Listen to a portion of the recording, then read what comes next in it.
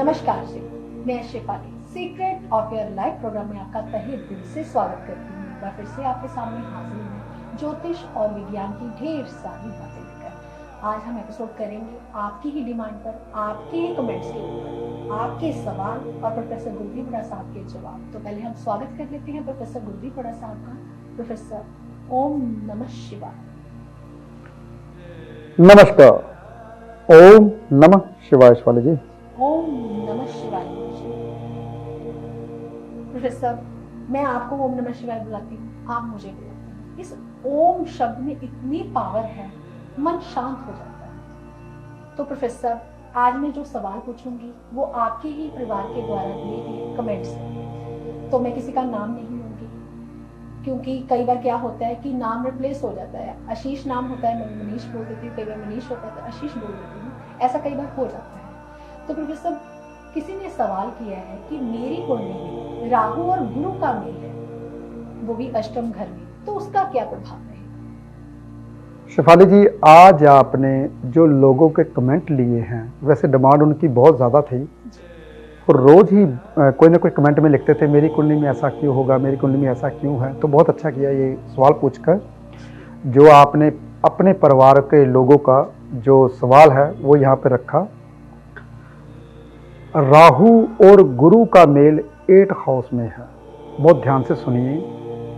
राहु क्या है? भ्रम पैदा करता है। राहु क्या है? इंटेलिजेंट इंसान। कितना? 18-19 साल का लड़का, बहुत तेज दिमाग का।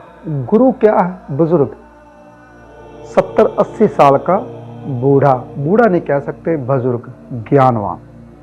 वो उसके साथ बैठ गया तो 18-19 साल के लड़के की अवस्था क्या होती है? 25 साल तक क्या अवस्था होती है? समझ, वो सिर्फ अपनी बातें बोलता है, उनको जो समझाएगी, क्योंकि उसकी अवस्था नहीं होती वहां तक पहुंचने की जहां तक गुरुदेव पहुंच चुके होते हैं।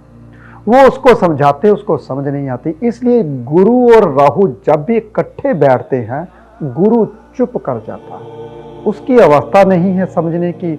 तो जिसकी अवस्था नहीं होती तो गुरुदेव क्या समझाए उसे।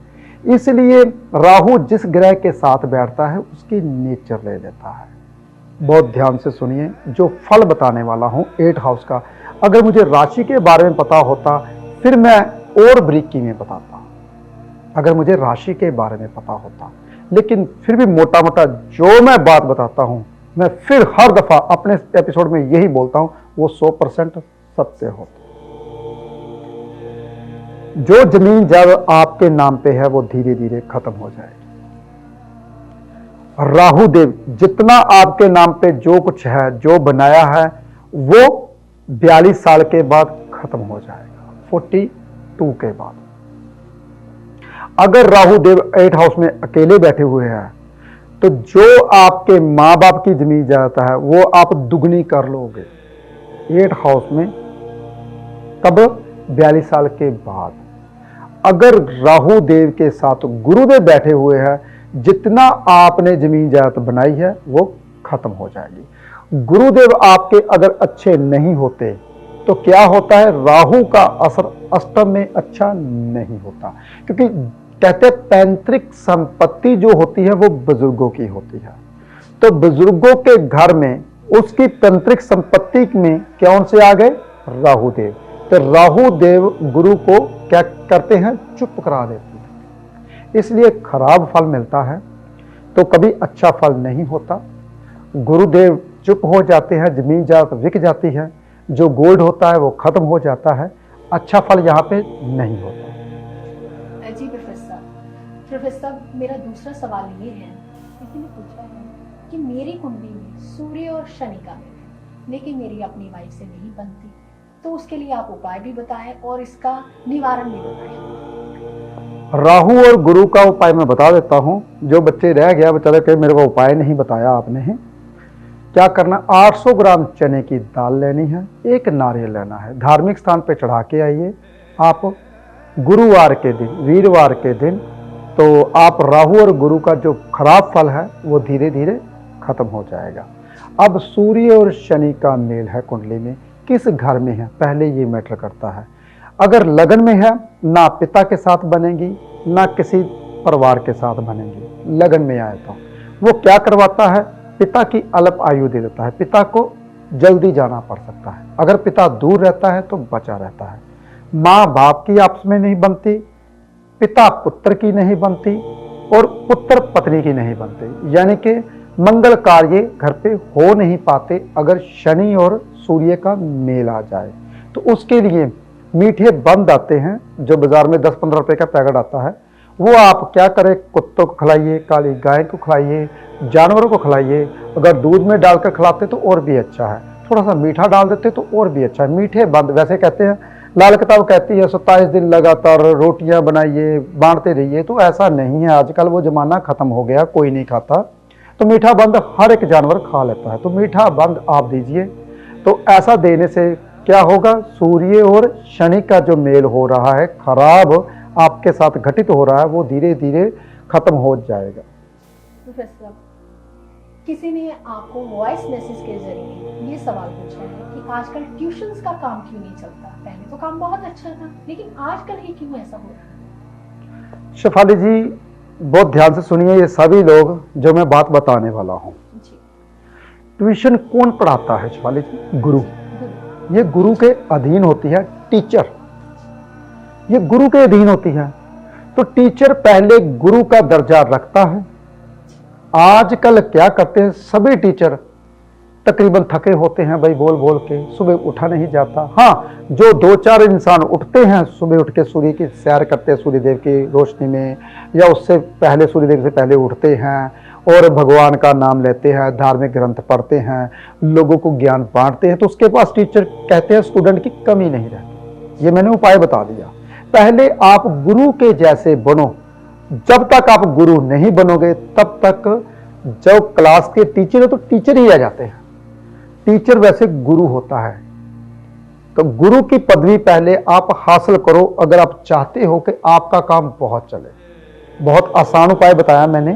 पहले आप गुरु बनो, हल्के लाइट कपड़े पहनो, जैसे कि मैंने कच्चे पीले रंग की शर्ट डाल रखी है, और सुबह जल्दी उठो। देखिए, कुछ जोशी कहते हैं हमारे पास काम नहीं प्रोफेसर साहब, आप बहुत काम करते हो, आपका काम बहुत ज्यादा है, आप मेरे पास समय नहीं होता एपिसोड करने के लिए। मैं क्या बताऊं, आज हमने 3-4 एपिसोड इकट्ठे करने, मैंने बोल दिया कि आज मैंने छुट्टी कर रही है, क्योंकि आपके एपिसोड तो होते नहीं, मेरे एपिसोड तो होते नहीं है। तो क्या आप, मेरे पास काम बहुत ज्यादा है, समय होता नहीं है। तो क्यों नहीं होता? क्योंकि पहले मैं गुरु बना, गुरु के जैसे। चलो मैं तो गुरु नहीं बन सकता, मैं तो उसके गांव की मिट्टी तक नहीं हूं, अपने आप को मानता हूं।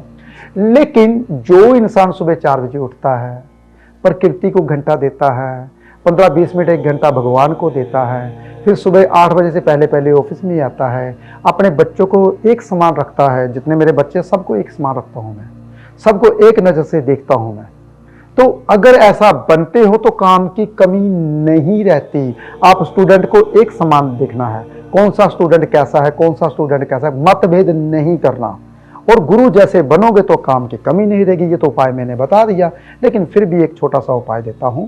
पीले रंग का वस्त्र किसी ब्राह्मण को देके आइए गुरुवार के दिन, आपका काम चलना शुरू हो जाए।